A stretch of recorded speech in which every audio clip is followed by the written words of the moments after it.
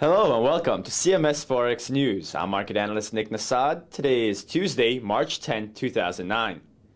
Australian business confidence, as reported by the National Australian Bank, featured a mixed bag of data. On the bright side, confidence rebounded 10 points from its all-time low to post a negative 22 figure for February.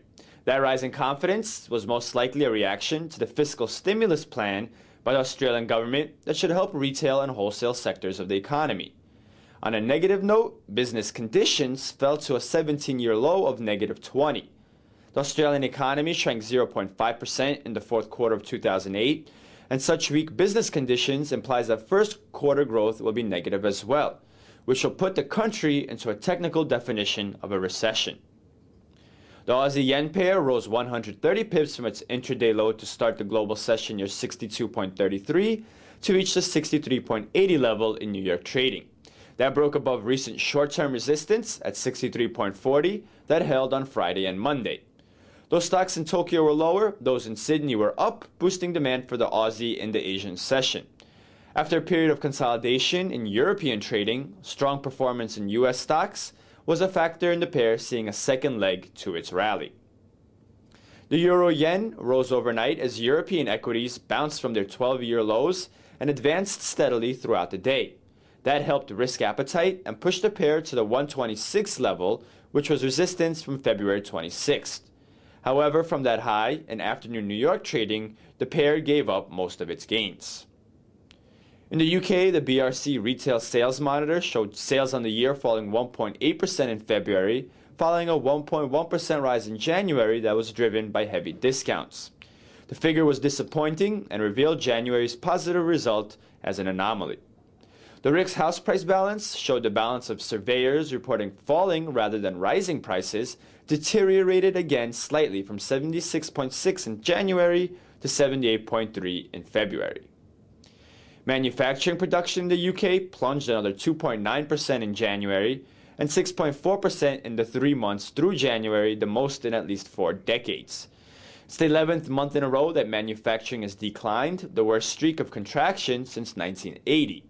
On the year, production is down 12.8%.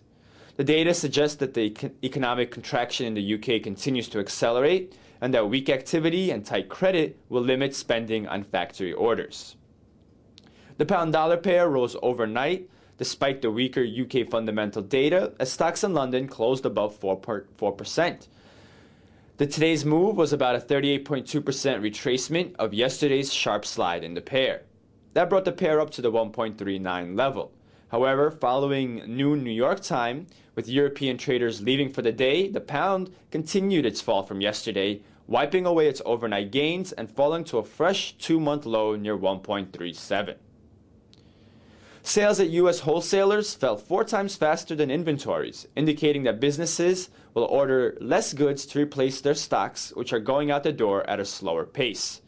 The value of inventories was down 0.7%, while sales slumped 2.9% to $326 billion, the lowest level in more than 3 years.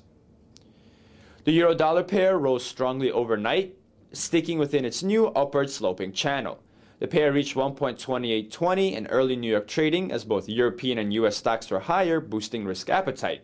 However, after touching the channel's line of resistance, the pair fell back 160 pips, erasing most of its gains.